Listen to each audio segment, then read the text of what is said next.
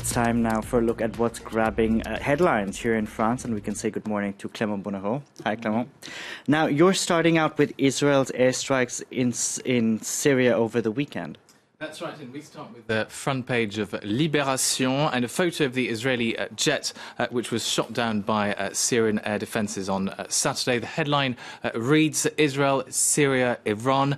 The crash test. Now, I'm sure you can appreciate the pun. What Libération is trying to say is that this weekend's events, with Iran allegedly sending a drone across the Israeli-Syrian border and Israeli retaliating by launching a large-scale air raid, are perhaps just a test to see how the different parties involved in the Syrian conflict will react. Israel, Iran, Syria, as well as Turkey, the US and other powers are all pursuing interests in the region, and by doing so they all risk coming into direct confrontation, so it's not clear exactly how far they can go. Now, is there a risk of all-out war in the region between Iran, Israel and other powers involved in the conflict? Well, right now an all-out war between all the big players involved in the Syrian conflict is unlikely, but there is a risk that the situation could get out of control. As an expert interviewed in Libération puts it, an escalation would be in no one's interest, but everyone has their finger on the trigger.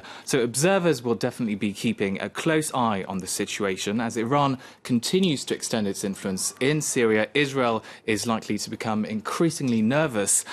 So far, both parties have vowed restraint, but their interests are deeply incompatible, Libération writes. And this is true of all parties involved in Syria, actually. I want you to have a look at this cartoon, also in Libération. You see Israel, Iran and the Syrian government, Turkey, Russia, all with their finger on the trigger.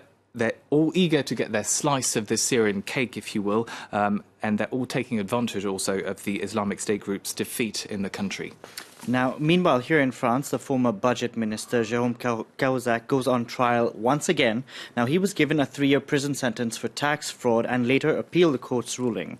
That's right. Jérôme Cahuzac was forced to resign in 2013 after it emerged that he'd held an undeclared bank account in Switzerland and then lied about it. The affair was a huge embarrassment at the time for the former president, François Hollande, but it sparked an unprecedented wave of reforms to tackle tax evasion in France. Le Parisien, however, reminds us that much more needs to be done in that regard. Wealthy businessmen and politicians around the world continue to take advantage of legal loopholes to avoid tax and cheat the system. Le Parisien says that only a global harmonisation of banking rules would guarantee victory against fraudsters.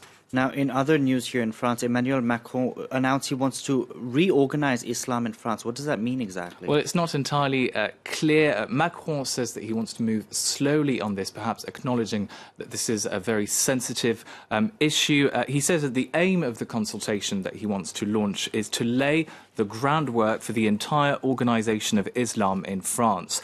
This in order to better integrate worship, fight fundamentalism and preserve national cohesion. Now, once again, it's not very clear, but it seems that what Macron wants to achieve is to make sure, first, that Muslim organisations are more representative. It's a well-known fact that many French Muslims feel they're not sufficiently represented by current institutions.